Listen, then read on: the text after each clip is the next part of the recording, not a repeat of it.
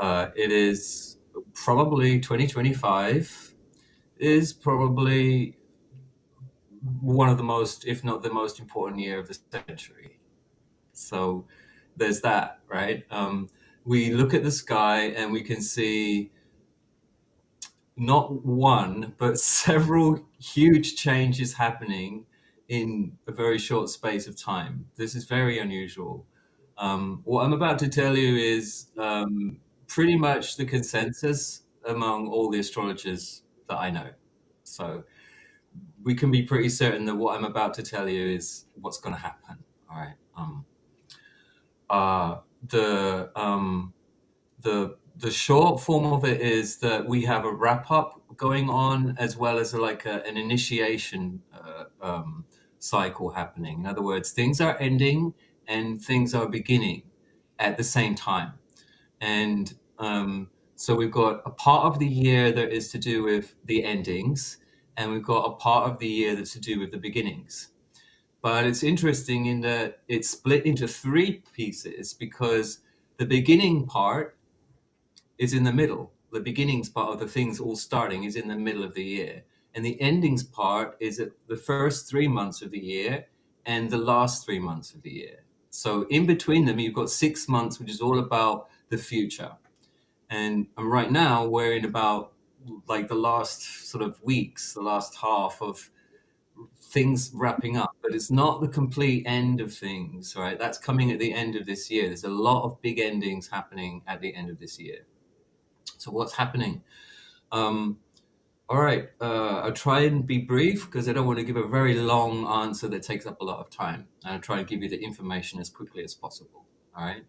Um, you have a number of very slow moving planets, the slowest moving planets, all changing from one zodiac sign to another in a very short space of time in this year. All right. We have just had Pluto go into Aquarius. It was in Capricorn since 2008, right? Which 2007, 2008, Pluto going into Capricorn. Capricorn is a sign of finances. What happened in 2007, 2008? There was a big financial blowout, all right? And it sort of set the scene for lots of things that happened in the years that followed, right? That's just one example of how big Pluto can be in shaping global events, right? Went into Capricorn, that happened. It's just gone into Aquarius, which is a very, very different sign. And that's all about science fiction possibilities. That's all about space and human experimentation and invention and technologies that are breakthroughs, new paradigms happening. It's a shock to the culture. That is what we have just started to move into. We have just started to move into that with the robotics, the AI, the UAP disclosure, all of these other things that are, broadly speaking, science fiction, but are actually going to become science fact in this period of Pluto through Aquarius over until the early 2040s. So stand by, that is about to roll out. And we're about to start seeing some really science fiction things happening in our world, some really big changes. That's just one change. Neptune is also going to be moving from a sign it has been in for a very long time, since 2011, 2012. Neptune has been in Pisces and it's going into Aries.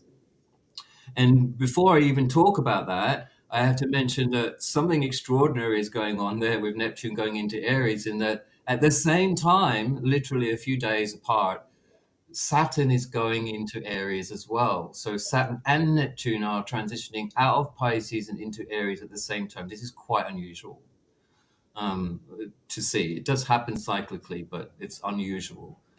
And we see when that happens historically, Neptune going into new sign and it's Aries, Saturn going into new sign and it's Aries, we have wars breaking out, we have conflicts breaking out, we have plagues breaking out, we have all kinds of very stressful, very threatening situations boiling up, like rising up, right? But we also see at those times some sort of new beginning, a big new chapter emerging. That's also going to start happening in the middle portions of this year, in the 6 months that are in the middle of this year. That's also, you're going to see something happening that's to do with that big change. And Neptune going into Aries could bring in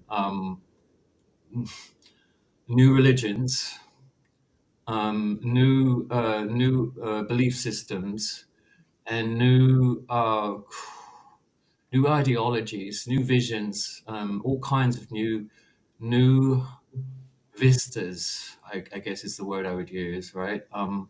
It's very pioneering, that Neptune in Aries. It means we're going somewhere new.